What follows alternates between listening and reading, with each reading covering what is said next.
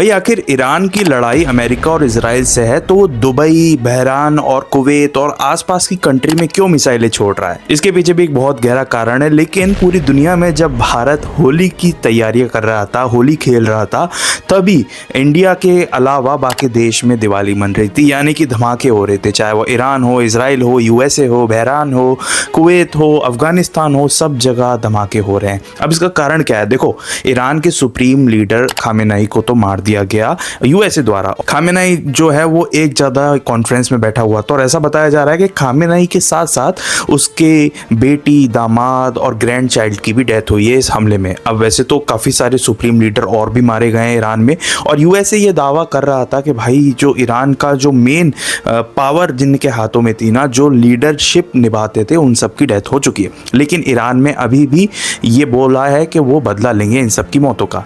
अब इसमें एक बहुत बड़ा पेच है, वो ये है कि भाई जो ईरान, यूएसए, इजराइल जो है, ये आखिर किस तरीके से इस जंग में उतर आए हैं, और ईरान उन पे हमला कर रहा है लेकिन साथ ही में यूएई, दुबई वगैरह पे भी हमला कर रहा है। और इसकी शुरुआत कैसे हुई? देखो, ईरान और अमेरिका में लड़ाई तो पिछले साल दिसंबर में पीक पर आ चुकी थी। ऐसा बताया जा रहा था जो खामेनेई है वो लीडर डिक्टेटर था, जिसके बारे में जो उसके साथी थे, ईरान के जो लोग थे, वो उससे नाखुश थे, और इसी के चलते उसने प्रोटेस्ट किया। मतलब लगभग 30,000 लोगों ने प्रोटेस्ट किया और खामेनेई ने उन 30,000 लोगों को मरवा दिया। और साथ ही में लास्ट ईयर ये बातों में काफ़ी ज़्यादा दुनिया में तहलका मच गया था कि एक डिक्टेटर किस तरीके से डिक्टेटरशिप कर सकता है। वहीं दूसरी तरफ ट्रंप ने भी पहले ही साल बता दिया था कि भाई हम मदद के लिए आ रहे हैं, और ऐसा बताया जा रहा है कि इस पूरे हमले की प्लानिंग पहले ही ट्रंप सरकार ने कर ली थी।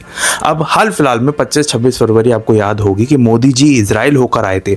मतलब आप ये मान के चलिए जिन हमलों की तैयारी काफ़ी लंबे समय से हो चुकी थी, और अभी एक हफ्ता पहले, 2 हफ्ते पहले मोदी जी 25-26 फरवरी में इजराइल में थे, वहाँ के संसद में भाषण दे रहे थे। अब क्या ये जियोपॉलिटिक्स के एक काफ़ी ज़्यादा स्ट्रेटजी थी, या आखिर ऐसा क्या हो रहा था पूरे देश में?